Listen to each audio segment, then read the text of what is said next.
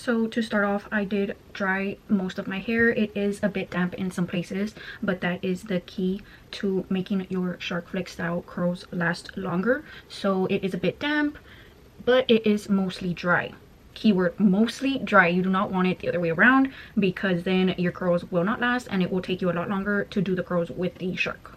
So for today's video, I am going to do a new hairstyle. I'm going to try it out. I don't know, the idea hit me while I was in the shower. So for most of my hair, I am going to go in with this shark attachment, and I'm going to kind of just do a blowout look. And since my hair is in layers, the top 2 layers, I'm going to do some with the smaller curl attachment. These did not come with the shark flex style. I did have to purchase them outside the actual just whole Kindle. So I did have to purchase the smaller barrels outside of the bundle that the shark came in, because it does come with some barrels, but those are a lot thicker, and honestly I just never got those to last for me. In comparison to these, I have only had curls that last me a lot longer. I don't know if that is because my hair is a lot longer, or if it's just because I have a lot thinner hair, as in like it is just naturally straight like this. So I would definitely recommend you purchase these with the shark flex style, because I honestly have not gone back to the OG curlers that the shark came with. So for now, I'm gonna go ahead and use this attachment on most of my hair, and I'm gonna start sectioning it off.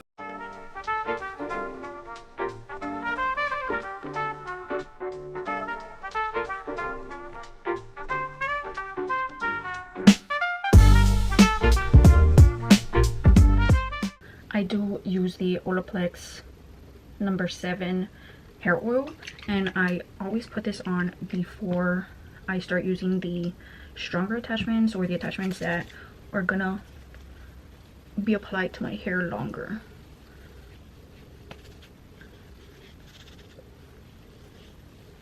I like putting it on in sections to ensure that most of my hair does have the oil, in comparison to missing spots if I were to do it all together. So whenever I use any of the shark attachments, I always have it at the highest heat and the highest for the blow level, and I always try to end it with a cool shot. So based on how much hair I grab, I will leave it on maybe for 15 to 25 seconds if it's a thicker set of lock. And yeah, so let's get into it.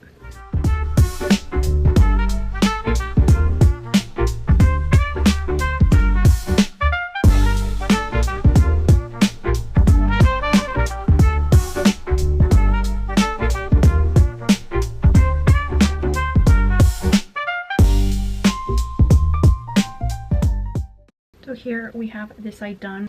I never claimed to be an expert at this attachment, so bear with me. I don't know, I thought this idea would eat, so let's just find out together, I guess. And now I'm going to do this side off camera, and then I'll come back when another section of my hair is down and done with this attachment.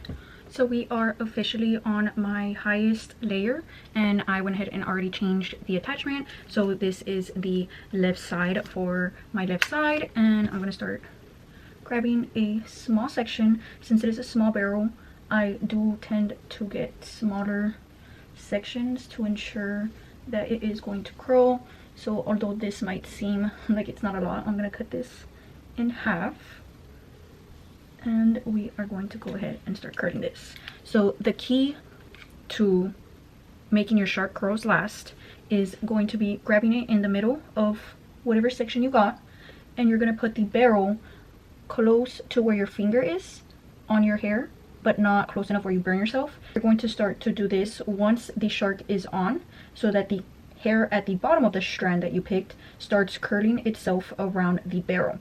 Once this bottom starts curling around the barrel, it is going to get tighter the more you go like this.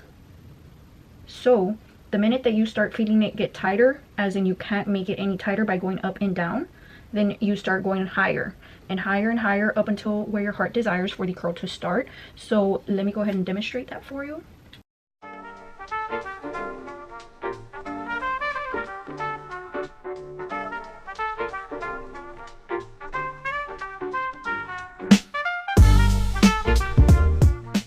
And once it gets trapped and you can't move it up or down, just manually curl the shark wand as if it was a regular wand, and you just hold it there. And while you are holding it, you're going to want to push the shark against the curl. So it's almost like you're going to be pulling your hair. So you're going to push it towards the curls to make it even tighter. After you hold it for about 15 to 20 seconds, depending on how thin your hair is, we're going to go ahead and end on a full shot. So I have had it already for the time that I need it. And now I'm just going to go ahead and click the full shot. And as you click the full shot, you're going to start to feel the air turn cold. And when you start to feel it get cold, you start to unwrap it. But do not turn off the sharp curl, so it continues to curl, as you can see. And here we have our first curl.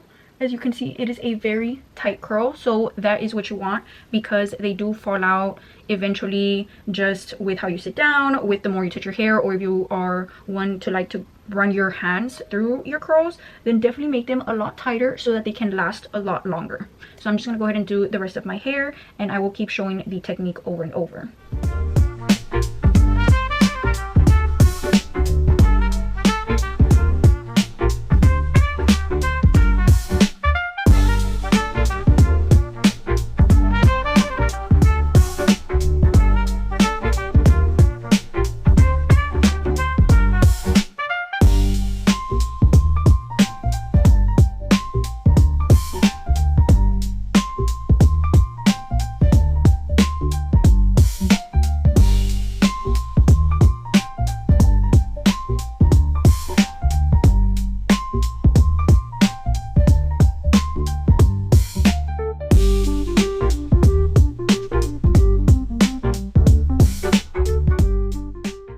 Here we have the finished curls. As you can see, they are very bouncy, but I am gonna run my hands through them just a bit,